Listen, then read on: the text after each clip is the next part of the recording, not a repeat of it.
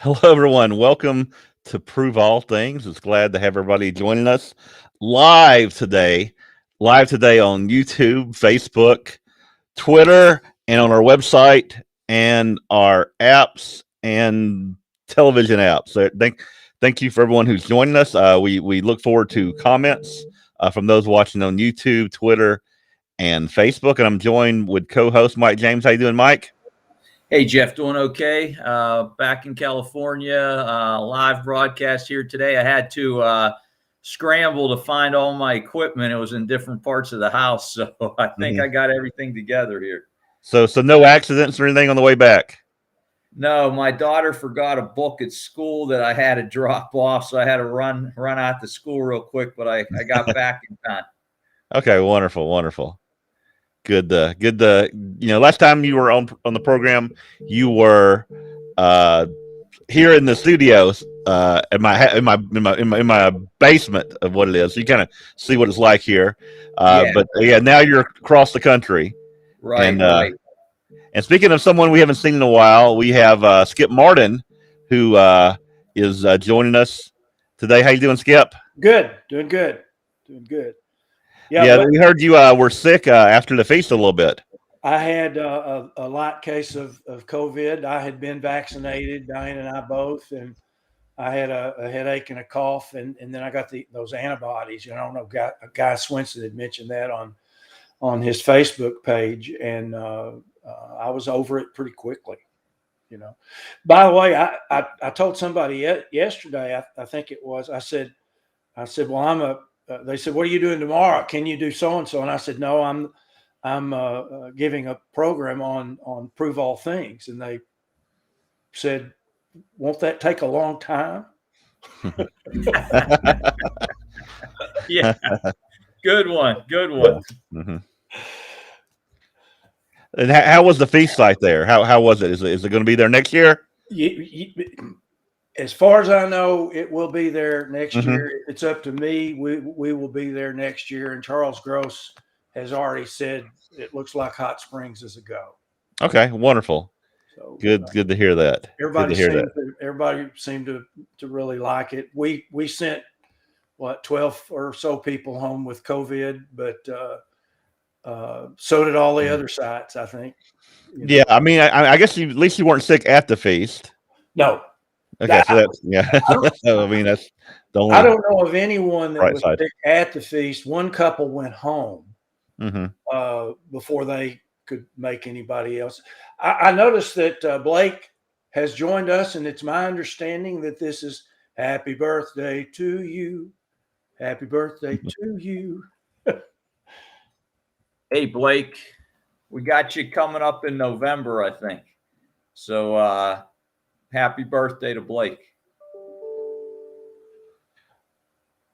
All right. Let's see here. So you have for us, I guess, a continuation of the last study we were doing we were in the Book of Acts, looking Yeah, at Paul. yeah. People who know me real well believe the only thing I can speak on is about Paul. he's he's kind of, other than Jesus Christ, Paul's my biggest hero.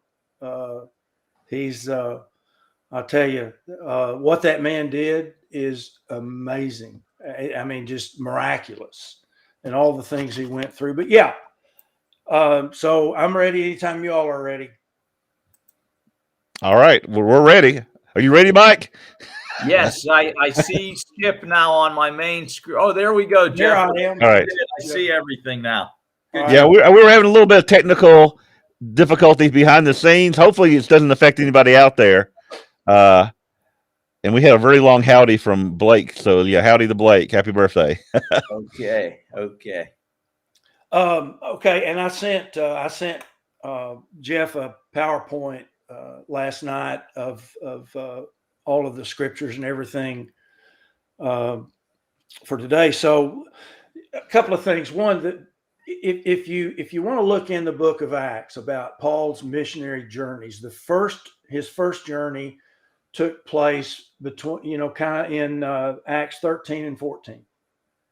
His second journey was Acts 15 through about halfway through 18, And his third journey was Acts 18, about beginning in about verse 23 and going through chapter 21. And, it's interesting to read what was going on in Acts, what Luke had written in Acts, and then at the same time, go over and look at one of the letters that Paul wrote while he was there, or while, you can read what was going on in Acts. And then, he's talking about what's, he's in Galatia and blah, blah, blah, blah, blah. Well, go read the book of the letter he wrote to the churches in Galatia. It takes a long time to go through the study that way, but it'll be very complete. So in our last study, we left Paul in Athens, and that may sound a little funny since he died thousands of years ago, but we left him in Athens, and he was kind of about halfway through his second missionary journey, and he spoke to them. If you all will remember, the first slide, please, is Acts 17, where he talked to them about the unknown God. When in Athens, they thought they were the smartest people on the earth, and may have been as far as intelligence is concerned. And they had all of this wisdom and everything, and they liked to speak to people who were passing through town, the city. And so they were questioning Paul, and so about his religion and so on. And in Acts 17, he says, okay, look, when I was walking through, I saw all these idols. Y'all got idols for everybody, everything. There's an idol for everything.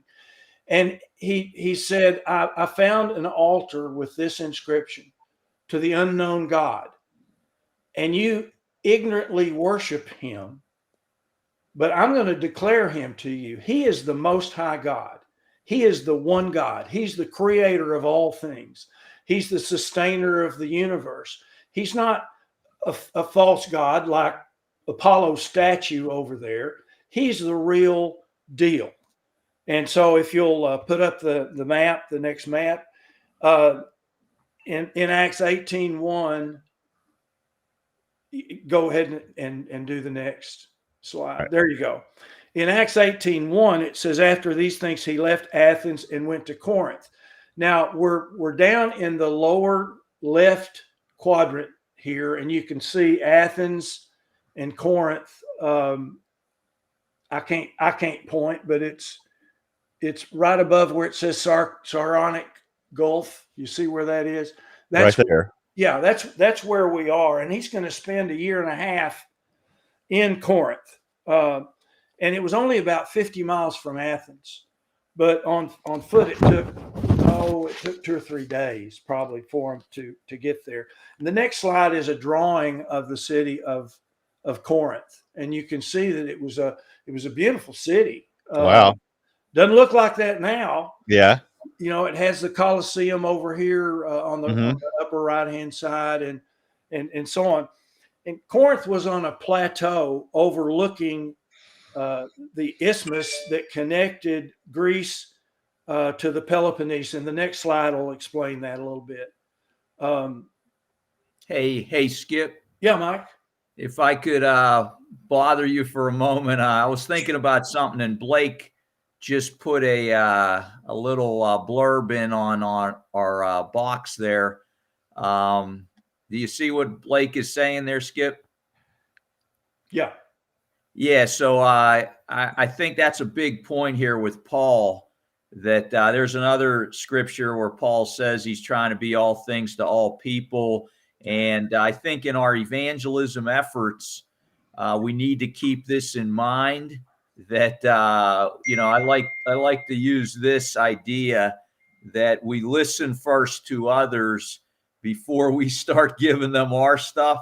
And here Paul is, walking around, checking out the scene here, and he finds something that he can use to connect with the Greeks here, this inscription to an unknown God. He's not going to talk about Apollo or, Hermes. He's going to talk about, hey, an unknown God. I can speak into that. Let me explain to them what this unknown God really is that they don't really understand, because they were saying unknown God in the sense of, hey, we want to cover all the gods that are out there. Yeah. We think there's a lot of them, you know? And so Paul's trying to use where they're at to relate to them. And I think that's so important for us when it comes to evangelism, rather than run it down somebody's throat. Yeah. Try to understand where the other person is. Well, can you speak to that a little? Yeah, I think I've told you all before. For 20 years, I rammed it down everybody's throat. I ran off everybody in town. I lost friends, and it took me I almost lost a wife back in 1975 or so, when I was throwing Christmas trees out the door and burning up her handmade stockings, and just being a general jerk. And it took me a long time to get over that. But as you all know, I've been going to a weekly Bible study for 7 or 8 years with a bunch of gentlemen. Many of them are pastors, ministers, and pastors of mostly Baptist churches.